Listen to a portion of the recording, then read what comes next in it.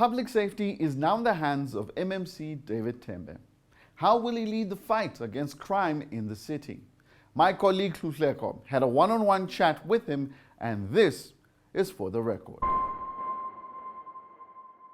MMC David Tembe, thank you so much for your time. Let's just start off with crime statistics. Thank you. When can we start seeing you announce crime statistics in the city of Joburg, and how often? What we're going to do is we are going to have performance of public safety. So all of them, including licensing, people who are phoning and they can't get help, corruption, so all of it.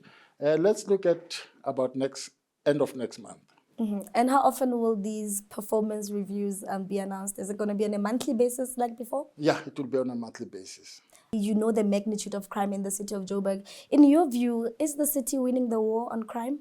No, it's not winning the war. Because when you look at the cameras that are there, nearly half of them are not working. Number two, the units that were established or the programs that were set up. For an example, we have a unit that was dealing with cameras, IOC special unit, undercover unit. It's no more there. So most of the things that were set up during my time and the time of Mr. Mashaba, in the previous administration, they were not taken care of. If they have replaced it with something else, but don't discard things just for the sake of discarding. Mm-hmm. So how are you going to make sure that you turn this around? No, we have to reestablish the units and add more. Because look, we're going to be, as I'm in charge of public safety, I have to look at EMS, demoralized officers, firefighters. There are no ambulances in Joburg, which I don't think it is the right thing to have, not to have ambulances in Joburg. The fire engines, I think we've got about 5, if not 6. We have to source fire engines. Our response time, it's a disgrace.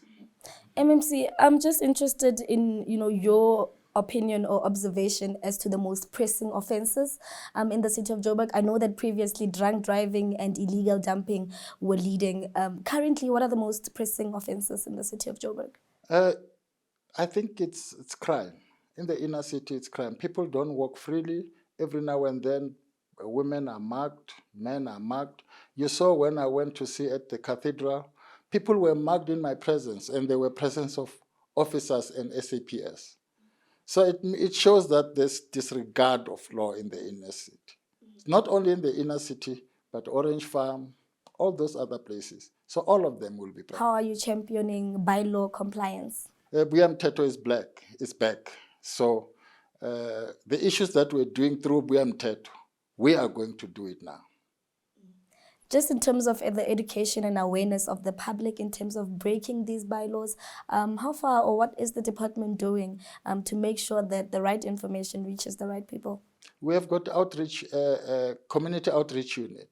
So probably it was working underway, but we need to capacitate it more and work with the universities so that they can assist us in terms of the content of how to work with the community. You spoke a little about EMS and the fact that there's currently no ambulances. Can you paint us a full picture of what exactly is happening in that department? There are no ambulances. Paramedics go to work and just stay there. Firefighters go to work and just stay at the station. So it becomes so dangerous because when a person is injured, especially in Soweto, he goes to Jabulani Fire Station. He expects to be transported to the hospital. He expects to be treated. But of course, we don't have ambulances. At the end of the day, the community are going to fight with us. They don't look at us as part of province. They look province and ourselves as one thing. On a lighter note, Chief, or shall I say MMC, rather, on a lighter note, and lastly from myself, what do we not know about MMC David Tembe? What would you like the residents of the city to know about you, perhaps outside the political arena? No, I'm just a good citizen, an unknown citizen who comply with all the rules and the laws of the country. Fantastic. Thank you so much for your time.